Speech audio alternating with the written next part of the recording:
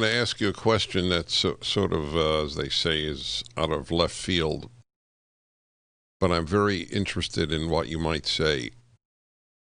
I'm very transparent to my audience, as I think you know, and they know. It's one of the reasons I've been on for 35 years. For better or for worse, this is who I am. And one day somebody called me and they put an idea in my mind. Dennis, you speak about courage a lot.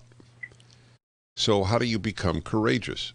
And it really started me thinking. I finally gave a lecture on it.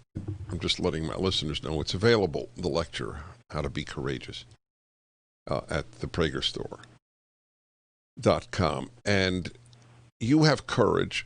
I believe I have courage. And the question is, can one develop it, or is it sort of like musical ability that's sort of built in?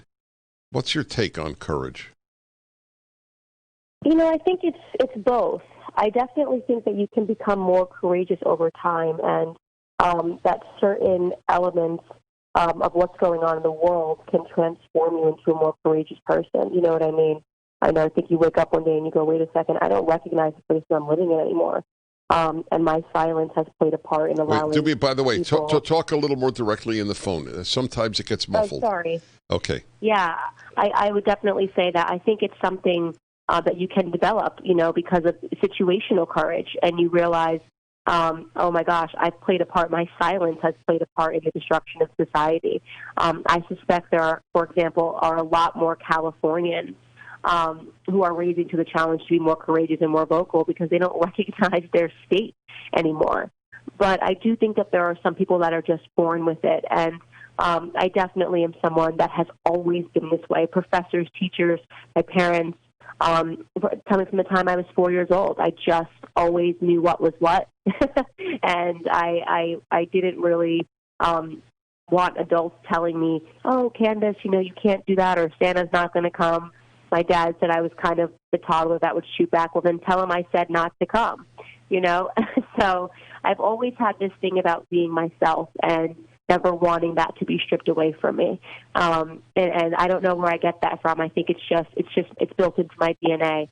But other people can work on that and practice that.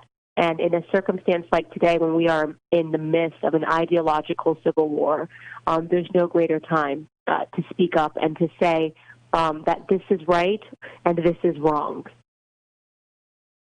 So it's a great answer, and I agree with every word. And it does sort of sustain my belief that some people, it's just built into their DNA.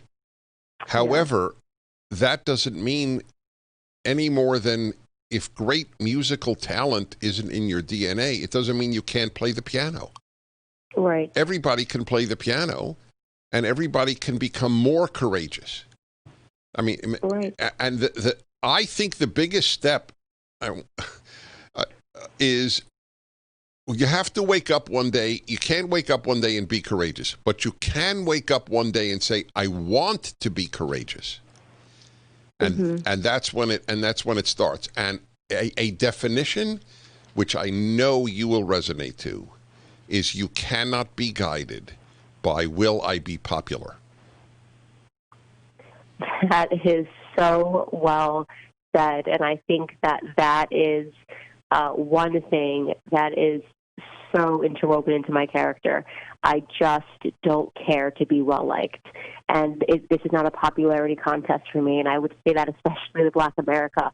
I'm not trying to be your Beyonce. I'm not trying to be your queen. I'm not the parent that's trying to be friends with their kids. You know what I mean?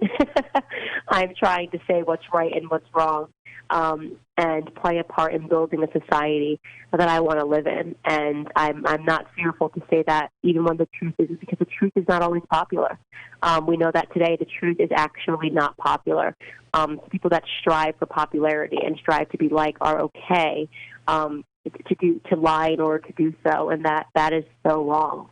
And I hope that in all of my various successes that I've been having, despite my willingness to say what many people don't want to hear, that I inspire people to go out and do the same, and not just individuals, corporations.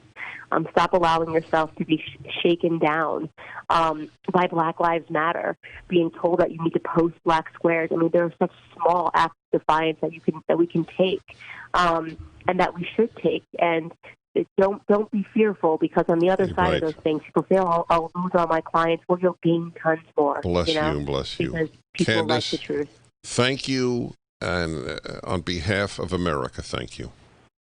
Thank you so much for having me, Dennis.